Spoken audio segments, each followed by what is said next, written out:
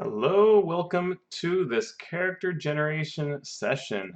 So far, I've been using streaming to talk about the lore of D&D and how it's expressed in the Neverwinter video game. But today I wanted to do something different because tomorrow, which is Wednesday, May 6th, I will be on a show, as you can see from this first welcome screen, with the RPG Exploration Society. And I'm going to be joining some really cool players and DM Richard Melena Weber. And we are going to play through the Fantasy AGE game. And this is a very cool system. Richard loves this system. I will be posting, in fact, I'll go ahead and paste it in now. And I will have it in the video notes. You would check out a very cool video where Rich goes into great detail on everything the Fantasy AG system has to offer.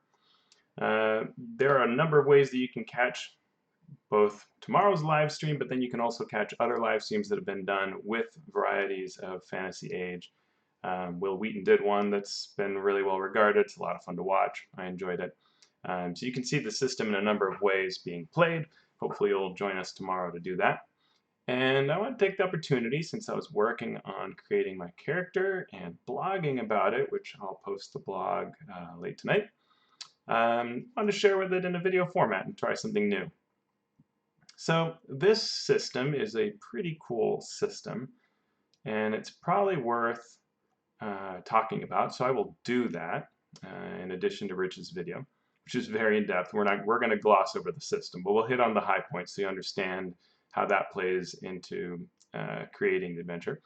But let's go ahead and show, let's see.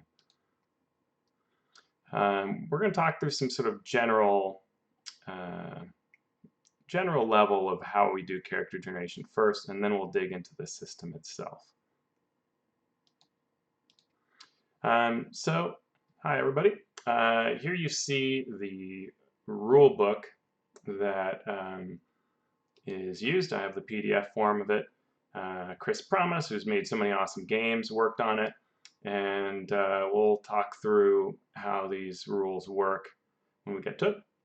But we're going to start with sort of high level, and I'm going to share a little bit that if you are interested in character generation, I have in the past talked a fair bit about it on my blog, alphastream.org. So you can head here, and if you follow the tags that you can find at the bottom of any page, you can see character building, and I've discussed a number of different cuts at it. One of the things I love doing when I'm creating characters, and actually it works both ways, either when I'm creating a character or when I'm trying out a new system, is blending all these techniques together, right? So if I play a new thing like Spycraft, I look at what they do for character generation and I think, awesome, how can I bring a dog into it? No, I think to myself, how can I take those cool things about Spycraft and work that into the system? So, so you'll find a number of articles here where I look at character generation through a number of different either examples of actual characters I've created or different rule sets. And when D&D was creating 5th edition and they had D&D Next, I wrote a number of articles that had to do with how they were starting to shape the new edition of 5th and how that came to be. And doing that, I talked about other systems as well. So there are a number of these blog entries which may be of interest to you. Some of my favorite characters I talk about here. But let's leave that behind and let's talk about how I like to get started with character creation. And really the first thing I like to do is to think about the character at a broad level. You can instead go mechanics first. So you could say, all right, I'm going to make a mage.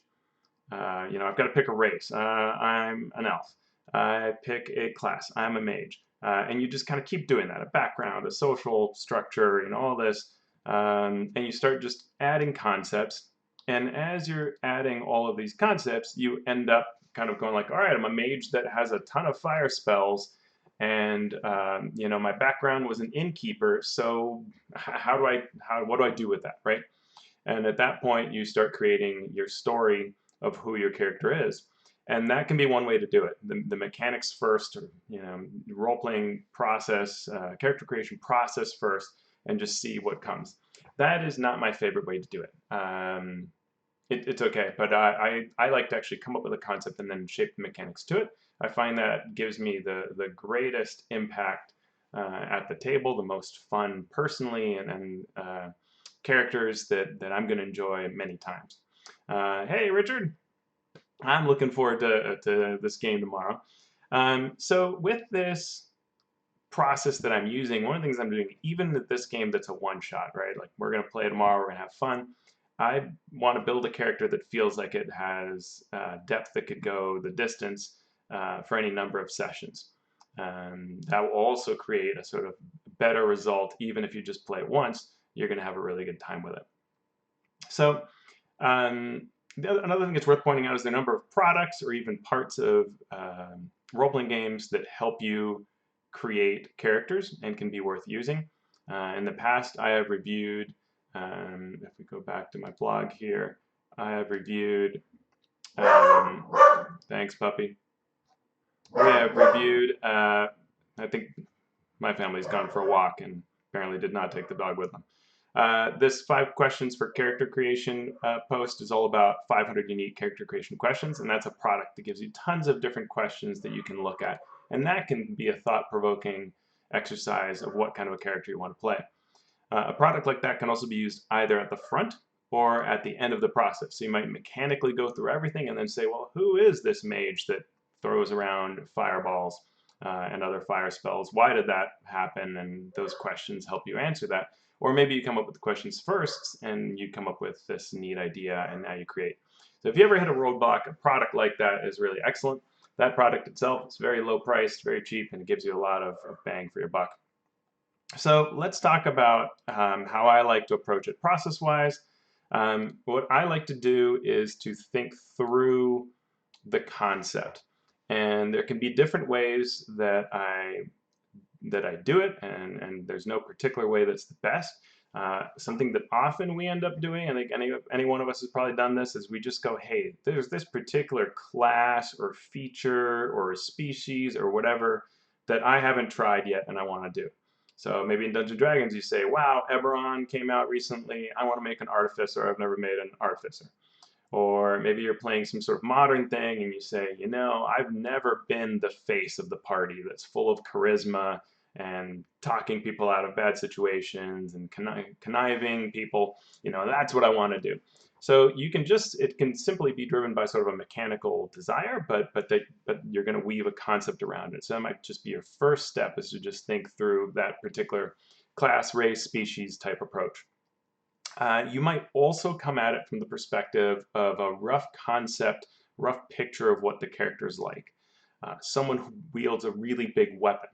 And that works whether this is a huge gun we're talking about, or a big blade, or a hammer, but it's that kind of like just enormous firepower kind of person. Or maybe we're thinking, I want somebody who is quick and fast. I want somebody who's a swashbuckler. Maybe we're thinking magic, and it's like magic, like tricks, like more like transmutation or illusions or things like that. Or maybe it's magic like big booms or moving people around the battlefield, changing the battlefield. Those kinds of concepts start getting really helpful really quickly because they start forming our brain into the process that we want to follow. Another option is role. 4th edition D&D tried to really hammer this home, but other games do as well. So something, and we see this a lot in video games these days, started from one end, goes all the way to the other, and comes back at you through the video game cycle, role-playing games versus video games. So are you going to be a healer, a buffer, a tank, support, damage, stealth and traps, right? There's so many different ways that you can look at your role in the party. Tech, right? So if you're playing a modern game, do you want to be some sort of technical computer whiz hacker type thing? Those kinds of concepts can be really neat, and sometimes you can put them together. Like, I want to be a big weapon person that's a tank. So even though I carry this enormous weapon, maybe it's more used defensive. Or maybe it's an enormous shield, right? We can start putting concepts together and shaping things further. We can also think of it as the kind of concept that we might use to describe a character in a TV show or a movie, and even less than we would mechanically. So we could think like, it's like me, but I'm a bigger hero and really good at stuff, right? That's a common one we might choose.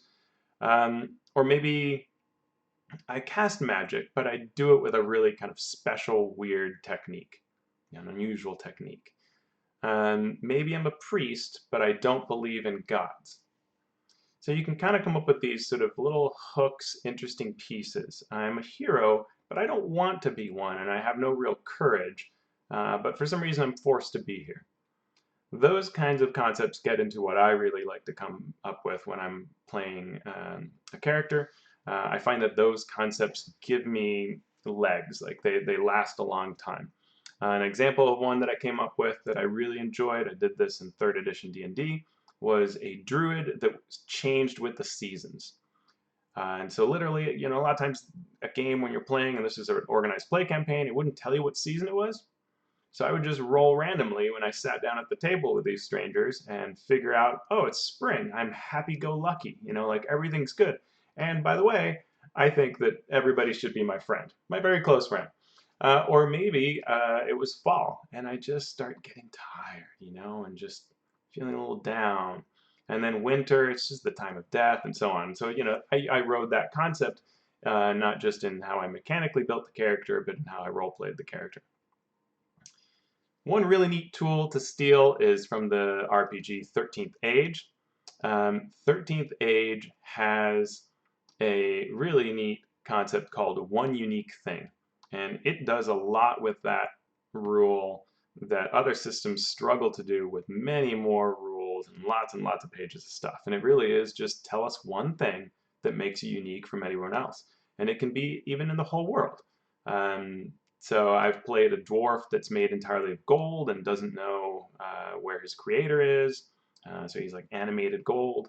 Another character at that same table was playing a really cool concept.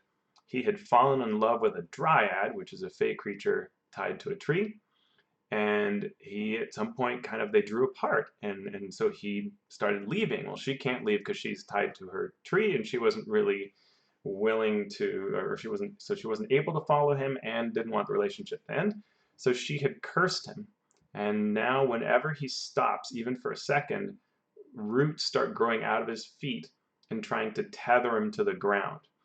And so he always has to keep on moving. That was his one unique thing. And it's, maybe a bigger deal than you would want to see at a normal home campaign and certainly organized play, but it was such a fun concept, and we had a blast with that. The last thing that I think of as sort of broad strokes concept is to tie into the setting somehow.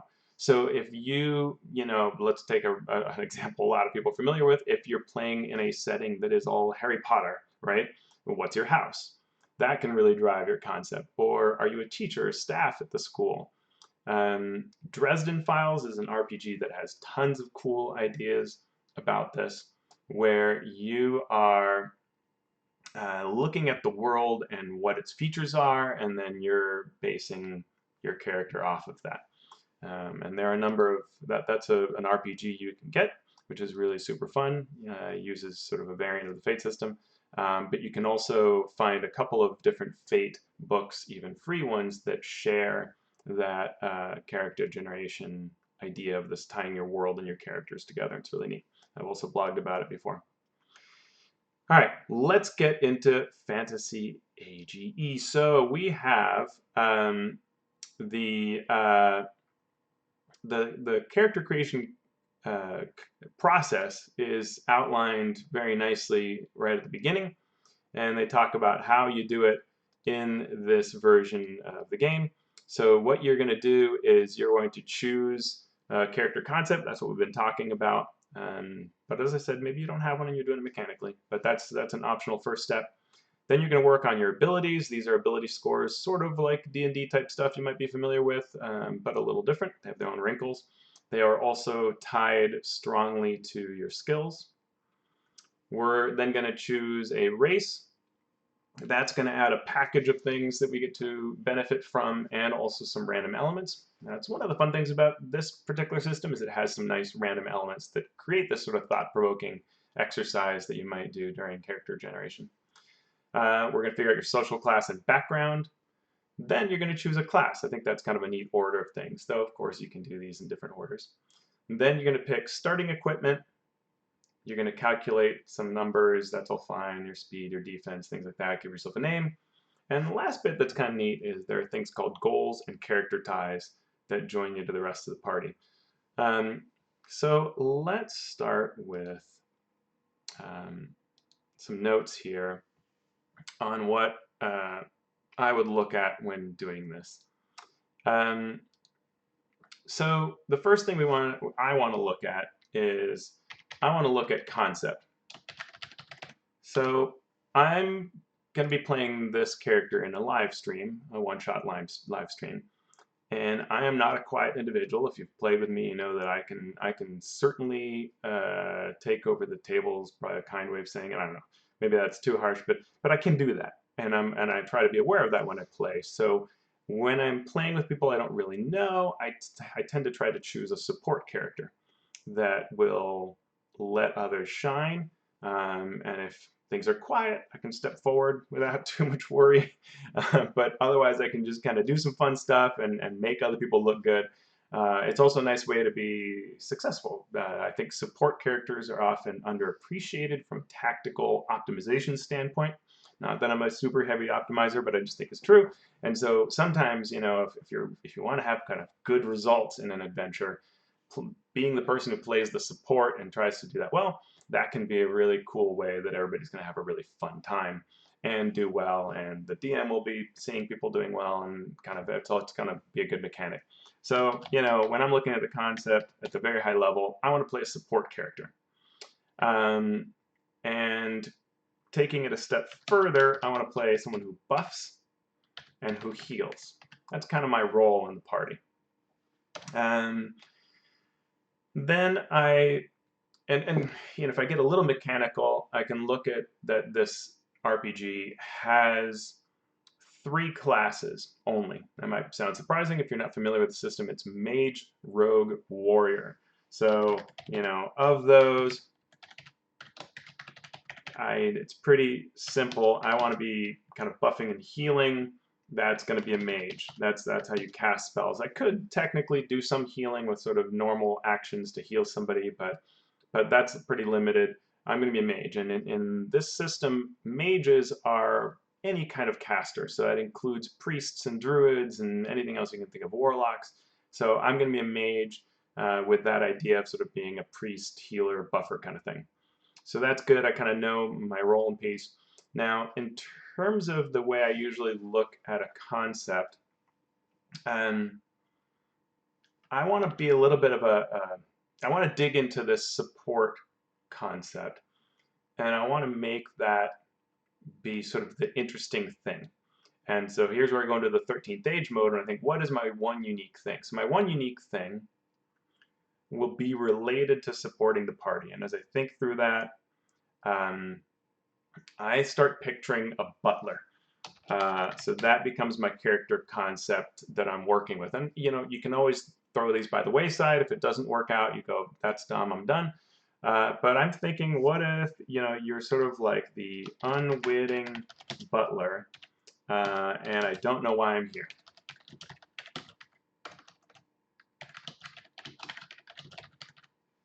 And if I take that a little bit further,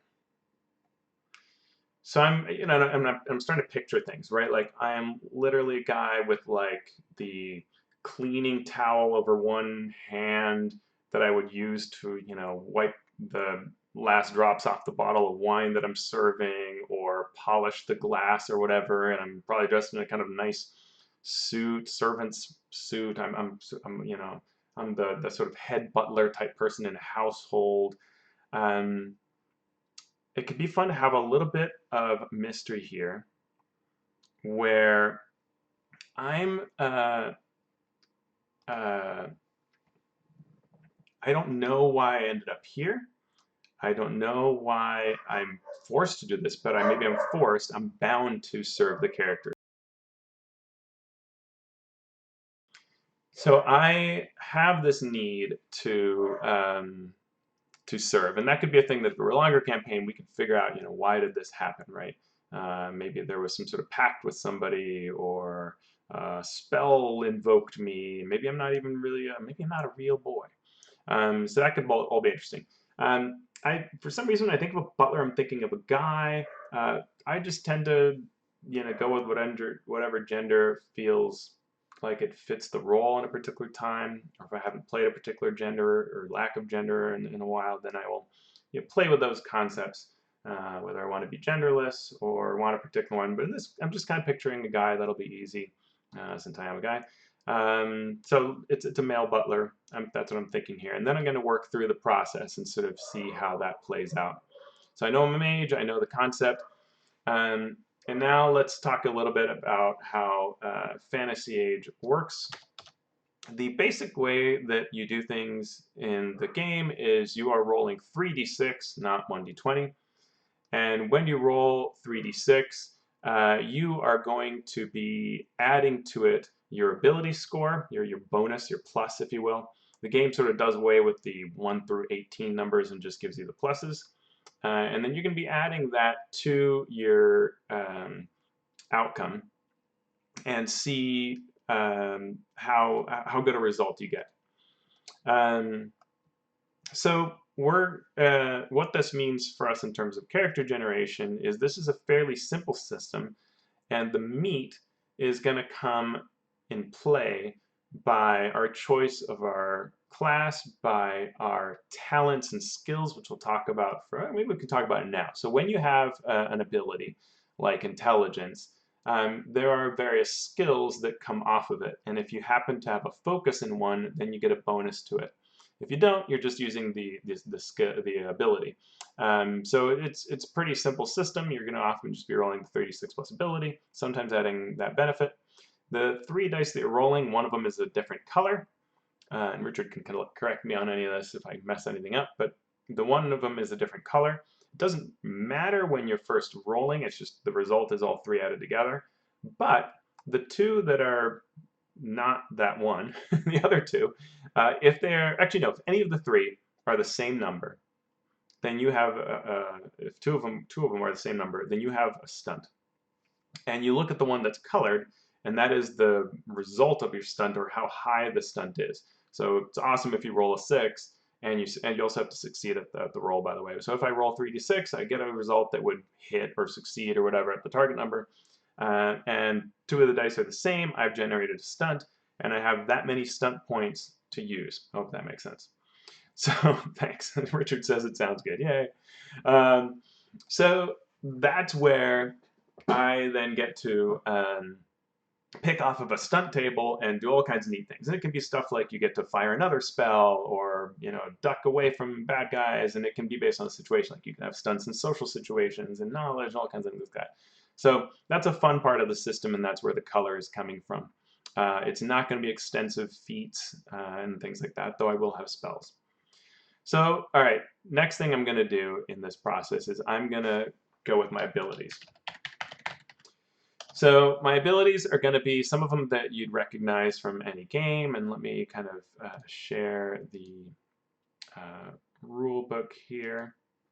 And there's this concept part, and the concept gives you a number of examples, and then it talks about buying abilities. You can do it in a number of ways, including the very classic idea of just rolling randomly, which is kind of cool. And here are the abilities that we have. We have accuracy, communication, constitution, dexterity, fighting, intelligence, perception, strength, and willpower. And when I'm doing something like this, I kind of like to kind of go through like, what am I good at and what am I bad at kind of thing. So let's see, let's look at those again, and I'll copy them over here, and we can have some fun with it. So I start looking at accuracy. You know, this is going to be a 1 or a 0. You know, I like a little bit's good because I've got to fling some spells and stuff, but it's not. I mean, I'm a butler. Then we've got communication. So this should be really good. This I want at least a 2 because I want to be able to like talk, handle situations, make arrangements. You know, whether it's doing a parcel or dealing with talking down the bandits. You know, I want to get the best deals in town for you, like all that sort of stuff. So this is a good one. Constitution. I'm thinking it's a 0. By the way, this is out of 12 points. I should say that. So Constitution 0. Whatever. It's okay if I die. It's a one-shot. And I'm a butler. I'm not some tank. Then Dexterity. So this is where I look at a 2 because I want to be. Well, actually, no, maybe 1. Sort of like accuracy. I want to be a little bit, nimble, but I'm not. I'm not a super cool rogue or anything like that. Fighting. That's gonna be a big 0. So far, it looks like I'm making a really bad character, but that's okay. We'll find some good things. Starting with intelligence. Yeah, I want to be smart. I want to be able to do all the mage stuff, cast those spells. So that's going to be a 3 that I'm going to eye initially. Perception. I mean, yeah, I want to be able to perceive things and, again, make good evaluations, point things out to people, be helpful, see stuff. Strength. Nope. That's a no for that. And willpower, this is also another thing that comes up with magic, so that's going to be, I'd like that to be good. So what are we? 3, 5, 8, 9, 10, 11. I think if I did my math right, so that's pretty good. Start initially. I'm not going to super fine-tune it now. And then I'm going to look at my race, which will shape this. So let's take a look at how races kick in this game. It's kind of fun. You have 6 choices, including orc, which is neat. Dwarf, elf, gnome, halfling, human, orc. You can also choose to be a half whatever you want. So I could be halfling / orc, human / dwarf. It's not just half elf. And halfling's already halfling, so half halflings. I mean, who doesn't want a quadratic halfling? Richard can tell me how the math works, but anyway.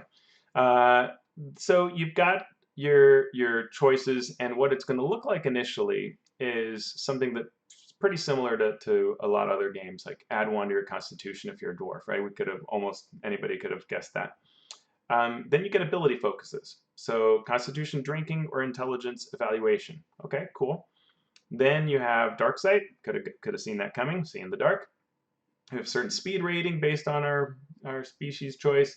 And then we have languages. But then this is kind of a neat part, which you can roll twice on a benefits table to see what you end up with.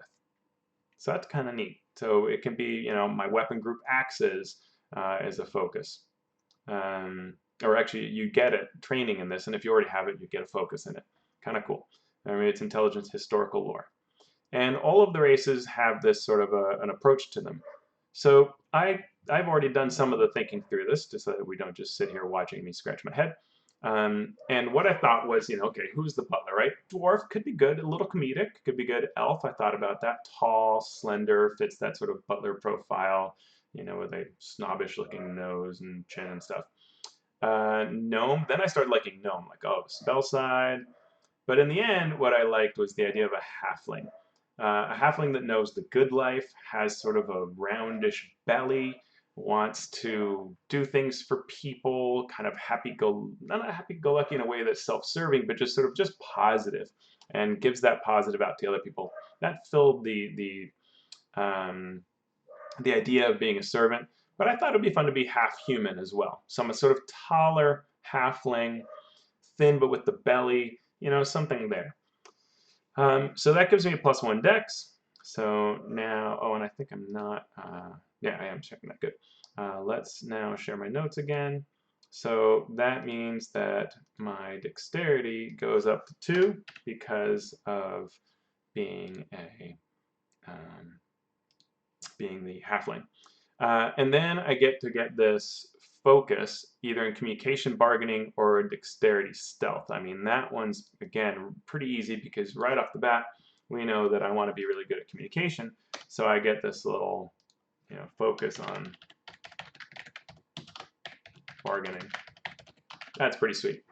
And then if I go back and look at the rules, I get a speed, I get languages, and then I get these halfling benefits. So I rolled some dice here, and I got willpower courage, which I thought was great, sort of a Kender-like thing.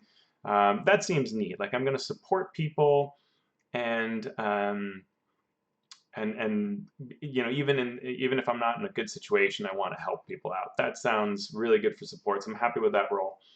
There were other benefits like go faster to help people or talk people into things. You know, a lot of these really all would have fit quite well. Because I'm half human, I ignore all this stuff, but I roll once on the benefits table. So instead of rolling twice for halfling, I roll once for human. I rolled snake eyes, I got +1 intelligence. That's great because that's spell driven, but some of these others could have been pretty neat, although some of them really wouldn't have fit, and per our DM we could have re-rolled or chosen if it didn't work out. So like if I'd gotten brawling, I would have been like, no, I'm not a butler brawler. So I would have, you know, gotten out of there. So that's a pretty neat, you know, start. Like that's the kind of thing where I'm feeling pretty good about my character as this halfling, half human, half. And then the next step is to do your social background. And so here you start by first seeing what your social class is, and I rolled middle class. So cool, I'm from the middle class. I can certainly identify with that in real life. And that drives, one of the neat things about the system is your social class then drives what backgrounds you end up with. And you've got a number of tables that tell you about this. When I rolled, I got initiate, which is kind of fun. So that's like a priest religion kind of thing. And I can choose whether I want to be knowledgeable, intelligence, religious lore, or willpower, faith. And that's, so I went with the intelligence, religious lore. I think that's kind of cool. So yeah, I'm this middle class, and I'm a priest initiate. That's kind of cool. It makes me squaredling, yeah. So that is you know, a nice piece of it coming together. Now, when I think about priest initiate, I run into that problem that I was thinking, I don't know why I'm here. And so that's the kind of thing where for a longer campaign, or, you know, and when I make a character for one shot, I'm always thinking I'll play it in the future. There's nothing wrong with reusing characters. So if I play this character in the future, I think that one of the things that would be fun is to sort of draw that priest angle over time, like maybe have some memories or visions of like who you used to be or praying, and maybe suddenly you just find yourself like, yeah, I know all about the teachings of this god. That kind of stuff can be fun to just drop in over time. Or if it comes in like, why do you know so much about religious lore? I don't know. Whatever you say, master. So you know, that's kind of one of those. You don't have to use everything that you come up with. You can play with it over time, and make the most of it. And I generally like the options the game gives you for different types of backgrounds. I think they're pretty juicy in what you can do with them to shape who you are. Then we get into the class itself. So the class, we're first level. It's pretty simple what you get. You get the ability to make a ranged attack, so you can sort of at will always blow things away with magic and deal some damage. D6 plus your willpower. That feels great. All right, you know, I can always blast stuff if I need to. Cool. I'll probably think about how I color that. Often I do this where I don't just want to say that it's just a blast. Like maybe I whip my towel and it flings dirt at you, or you know, something. We'll think about it. But this is the kind of thing that when I get a little blah, gonna do it all the time thing like this, always do a blast of magic, I want to think about how to color it. Next is my arcane device. Each mage has an arcane device through which they focus magical energy. That's pretty obvious. That's going to be my cleaning towel that I'm picturing from my butler. That's what I use to channel my magic. Maybe it has like a little weird shimmer it does periodically. You know, that could be just, that works. That's super fun and neat. And yeah, so I like that. I know about magic. It's going to give me some talents and some spells. And I get a number of magic points that refresh over time. That's just kind of the spell pool type system that it uses. And then I get to be a novice in one of these different areas. When in doubt, pick the one you're not exactly sure how to pronounce. Chirurgy?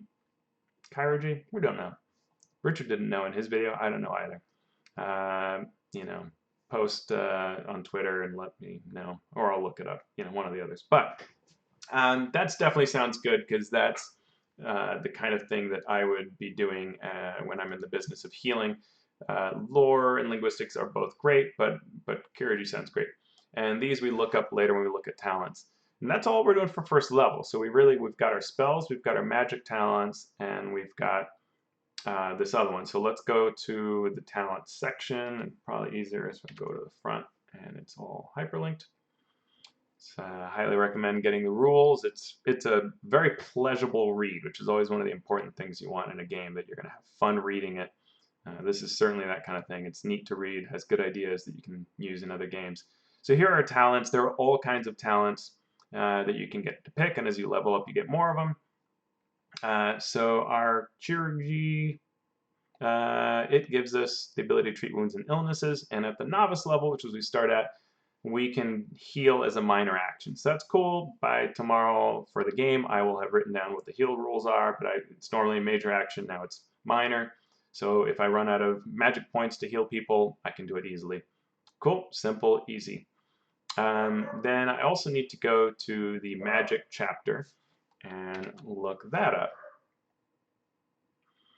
And again, I'm going by my concept. This is where I find that having a strong concept helps me a lot in another way, which is important for some people like me, and that is optimization. Also, how detailed you can be about things. I have the ability to spend my whole life reading over rules, trying to pick the optimum choice. And that is not a thing I want to actually do with my life to that extent. So the no stone unturned isn't like an Achilles heel. So by having a concept, I fine tune and force myself to just ignore things. Like that might be super awesome and seem really strong, but I'm not going to do it because it's not in my wheelhouse or not my concept. So that's another reason why I like to do concept first. Magic's pretty cool. This is a relatively lean system that's very flexible. You have a number of types of magic that you can choose from. And since we get 2 of them, then we're going to do that. And you start at the novice level and you get stronger over time. So it's worth noting also that you can wear armor, but then you have to spend points to cast every time. So I won't be doing that. That is not what the butler does. Not the armored butler. But that's a neat concept too. There's some things that I'm going to jot on my character sheet, like normally when I'm casting spells might not go off. Every time you cast, you have to see whether it works. So I make a note of this on my character sheet that's what it looks like. And so then we have, and sometimes they might be able to resist your spells and then use this rule. So that's fine. I jot that down on my character sheet. It's fun, it's mechanics, it's neat. So now let's look at the types of spells. So I get to choose 2 of the Arcana categories.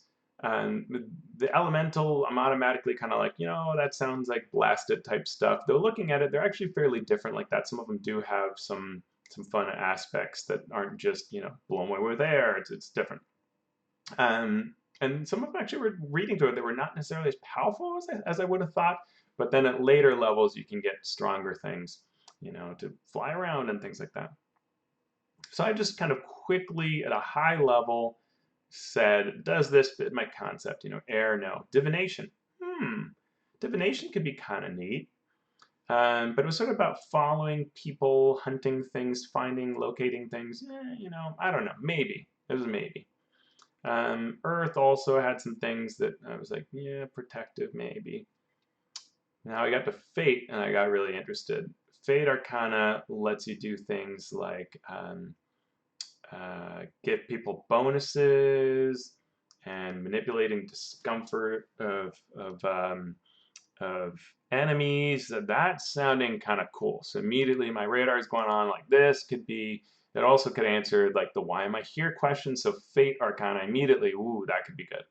Fire, no, different kind of character. Healing, oh, automatic. Gotta go with healing. That's one of the points, is that I'm getting my people back up on the feet, giving them a massage, giving them some healing points, get back in the battle, buddy. So Healing Arcana, automatic, must have, that's one of them. Then I got to Heroic Arcana, and I'm like, ooh, Fate or Heroic, because Heroic is sort of like pump people up to be heroes.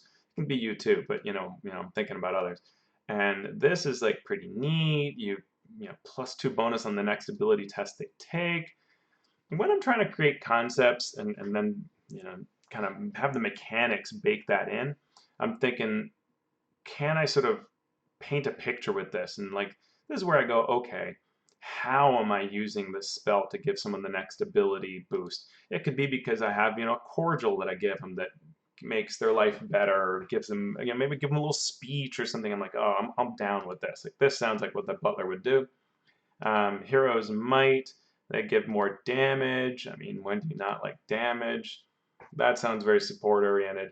So it was a close race, but in the end, I'm going with Heroic Arcana, and I'm going with the Healing. Like those two right there, that's strong.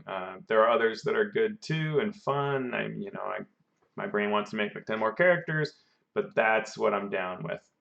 Um, yeah, that's fun. Richard was thinking about bringing us up to 3rd level, but yeah, it's nice. I mean, it's so much easier to create characters for just one level.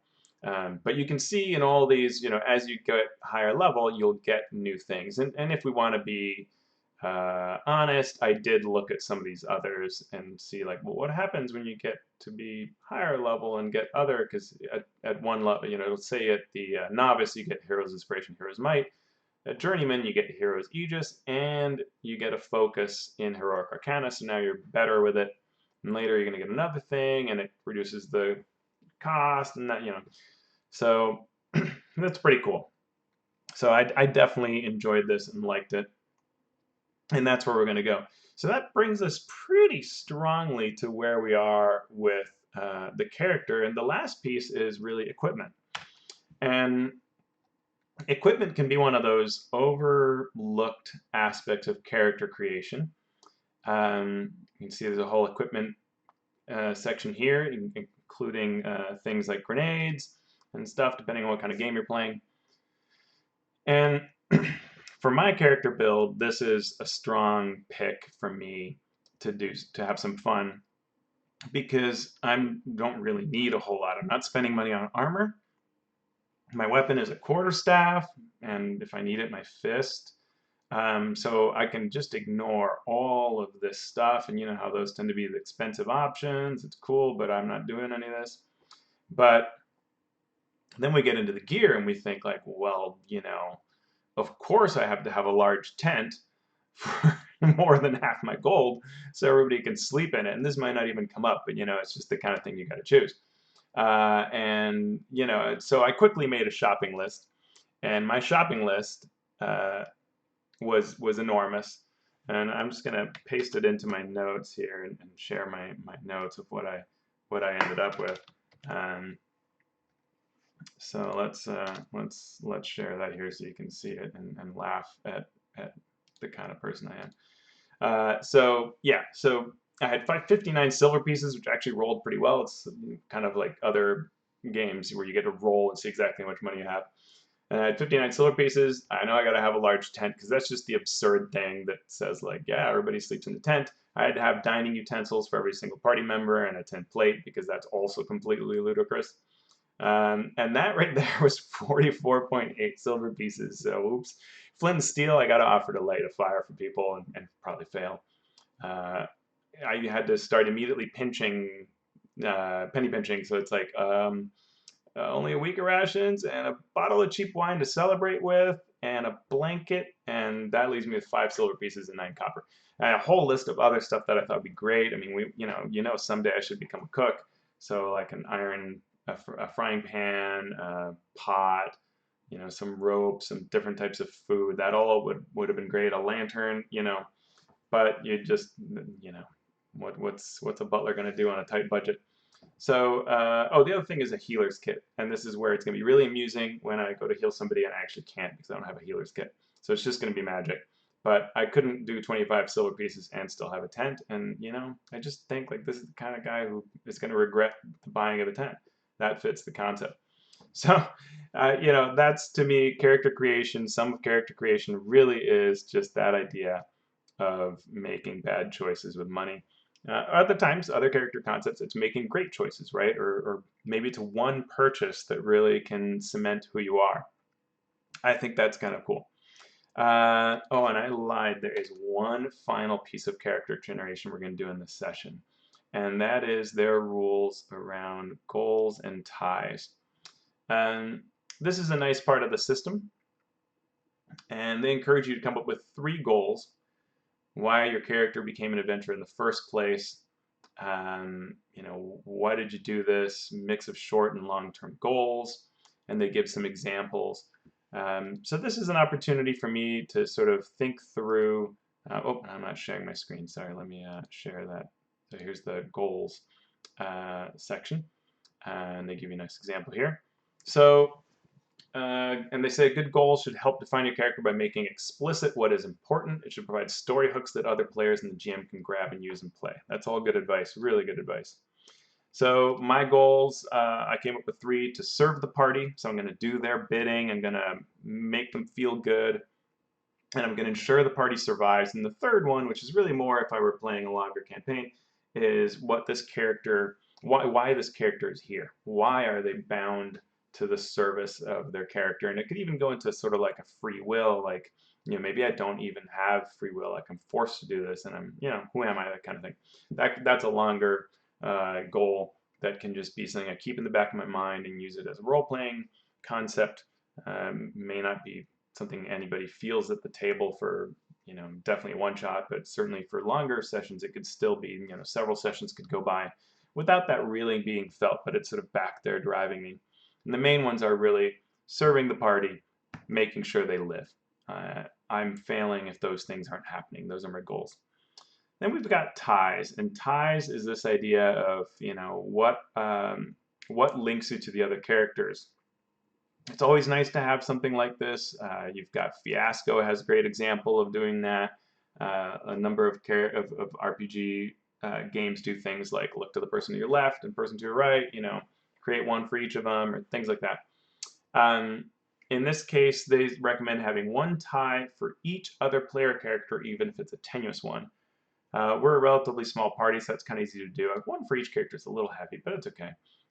So what I went with is, well, I had to go back to my concept and say, I sort of feel like I just showed up here, like I was almost magically even showed up, and so it wasn't like I have to be doing, being here and helping them in that. It's not about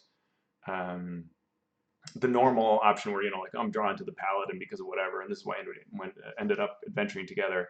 I have to be here. So it's more like I thought of this more as like, what do I like about them? How do I bond with them?